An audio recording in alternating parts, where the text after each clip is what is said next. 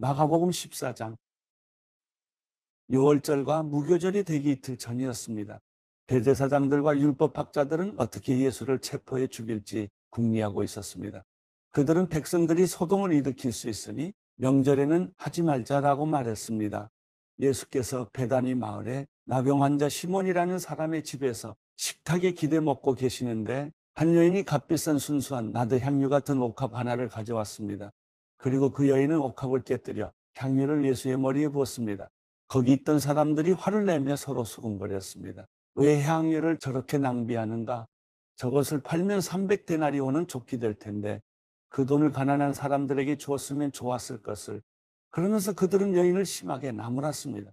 예수께서 말씀하셨습니다. 가만두어라. 어찌 이 여인을 괴롭히느냐?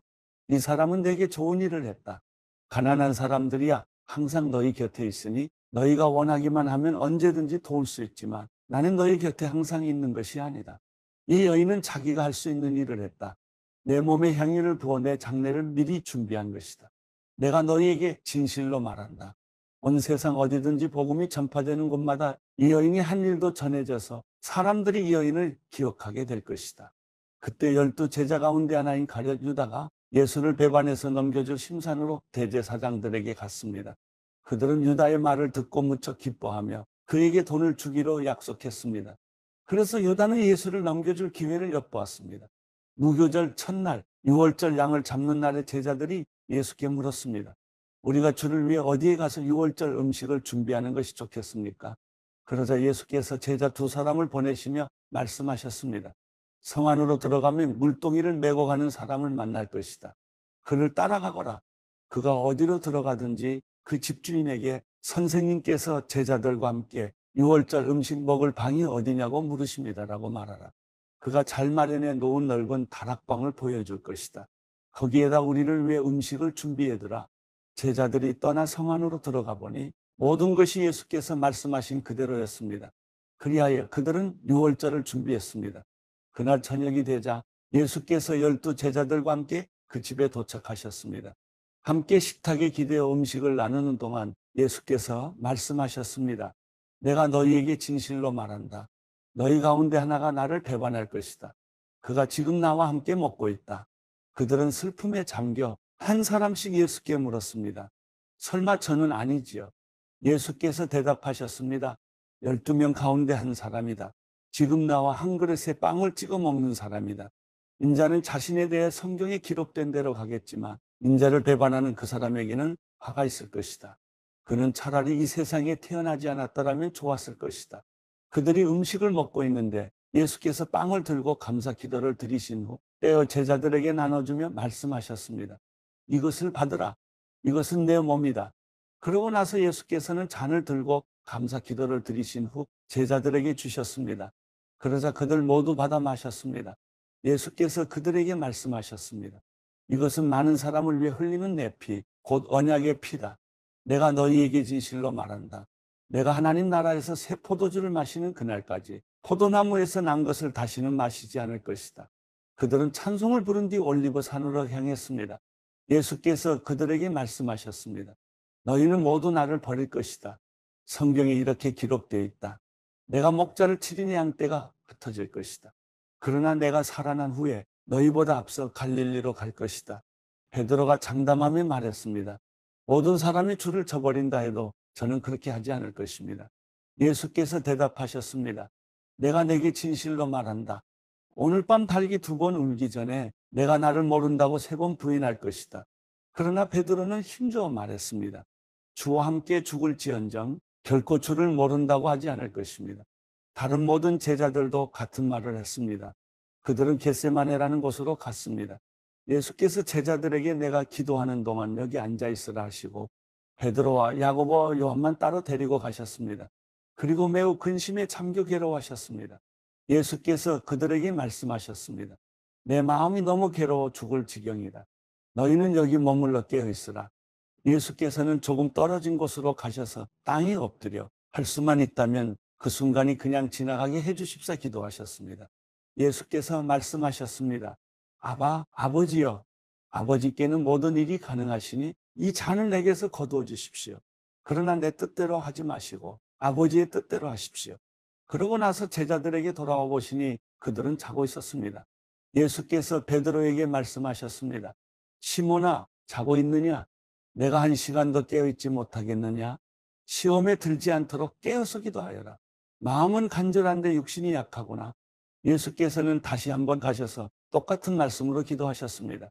그러고는 다시 오셔서 보시니 그들은 또 잠이 들어 있었습니다. 제자들이 너무 졸려 눈을 뜰 수 없었던 것입니다. 그들은 예수께 무슨 말을 해야 좋을지 몰랐습니다. 예수께서 세 번째 그들에게 돌아오셔서 말씀하셨습니다. 아직도 졸며 쉬고 있느냐? 이제 됐다. 때가 왔구나. 보라, 인자가 배반당해 죄인들의 손에 넘겨지게 됐다. 일어나라. 가자. 저기 나를 배반할 자가 오고 있다. 예수께서 아직 말씀하고 계시는데 12 제자 가운데 하나인 유다가 나타났습니다. 그 곁에는 칼과 몽둥이로 무장한 사람들이 함께 있었습니다. 그들은 대제사장들과 율법학자들과 장로들이 보낸 사람들이었습니다. 예수를 넘겨주는 사람이 그들과 신호를 미리 정했습니다. 내가 입을 맞추는 사람이 바로 그 사람이니 그를 붙잡아 단단히 끌고 가시오. 유다는 예수께 곧바로 다가가 선생님하고 입을 맞추었습니다. 그러자 사람들이 예수를 붙잡아 체포했습니다. 그때 옆에 서 있던 사람들 가운데 하나가 자기 칼을 빼더니 대제사장 하인의 귀를 쳐 잘라버렸습니다. 예수께서 말씀하셨습니다. 너희가 강도에게 하듯이 칼과 몽둥이를 들고 나를 잡으러 왔느냐? 내가 날마다 너희와 함께 있으면서 성전에서 가르칠 때에는 너희가 나를 잡지 않았다. 그러나 이것은 성경을 이루려고 하는 것이다. 제자들은 모두 예수를 버리고 달아났습니다. 그런데 한 청년이 맨몸에 베옷 이불을 두르고 예수를 따라가고 있었습니다. 사람들이 그를 붙잡자 그는 헛이불을 버리고 벌거벗은 채 달아나 버렸습니다. 그들은 예수를 끌고 대제사장에게로 갔습니다. 대제사장들과 장로들과 율법학자들이 모두 모여들었습니다. 베드로는 멀찌감치 떨어져 예수를 따라가 대제사장 집들에까지 들어갔습니다. 거기서 그는 경비병들 틈에 앉아 불을 쬐고 있었습니다. 대제사장들과 온 공회가 예수를 죽이려고 증거를 찾았지만 아무런 증거도 나오지 않았습니다. 많은 사람들이 예수에 대해 거짓 증거를 댔지만 그들의 증언이 서로 맞지 않았습니다. 그러자 몇몇 사람들이 일어나 예수에 대해 이렇게 거짓으로 증언했습니다. 우리는 저 사람이 내가 손으로 지은 이 성전을 헐고 손으로 짓지 않은 다른 성전을 3일 만에 세우겠다고 하는 소리를 들었습니다. 그러나 이 사람들이 한 증언도 서로 맞지 않았습니다. 그러자 대제사장이 그들 앞에 서서 예수께 물었습니다. 아무 대답도 안 할 작정이냐? 이 사람들이 너에 대해 이렇게 불리한 진술을 하고 있지 않느냐? 예수께서는 묵묵히 아무런 대답도 하지 않으셨습니다. 대제사장이 다시 물었습니다. 내가 찬송받으실 하나님의 아들 그리스도냐?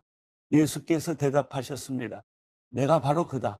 너희는 인자가 전능하신 분의 오른편에 앉아 있는 것과 하늘 구름을 타고 오는 것을 보게 될 것이다. 대제사장은 자기 옷을 찢으며 말했습니다. 더 이상 무슨 증인이 필요하겠소? 하나님을 모독하는 저 말을 여러분이 들었는데 어떻게 생각하시오? 그들은 모두 예수가 사형을 받아야 마땅하다고 정죄했습니다. 어떤 사람들은 예수께 침을 뱉었습니다. 또 예수의 얼굴을 가리고 주먹으로 때리며 말했습니다. 누가 때렸는지 예언자처럼 맞춰보아라. 경비병들도 예수를 끌고 가 마구 때렸습니다. 베드로가 집 안뜰 아래쪽에 있는데 대제사장의 하녀 하나가 다가왔습니다. 하녀는 불을 쬐고 있는 베드로를 보고 가까이서 자세히 살펴보더니 말했습니다. 당신도 나사렛 예수 완패지요. 그러나 베드로는 부인했습니다. 내가 지금 무슨 말을 하는지 나는 알지도 못하고 깨닫지도 못하겠다. 그리고 베드로는 문 밖으로 나갔습니다. 그 하녀가 거기서 베드로를 보고 둘러서 있던 사람들에게 다시 말했습니다. 이 사람도 저들과 한패해요. 베드로는 다시 부인했습니다. 조금 있다가 옆에 서 있던 사람들이 베드로에게 말했습니다. 너도 분명 저들과 한패가 틀림없어. 갈릴리 사람이잖아. 그러나 베드로는 저주하고 맹세하며 말했습니다. 나는 당신들이 말하는 그 사람이 누군지 알지 못하고 바로 그때 달기 2번째 울었습니다. 그러자 베드로는 달기 2번 울기 전에 내가 나를 3번 모른다고 할 것이다 라고 하신 예수의 말씀이 생각나 엎드러져 울었습니다.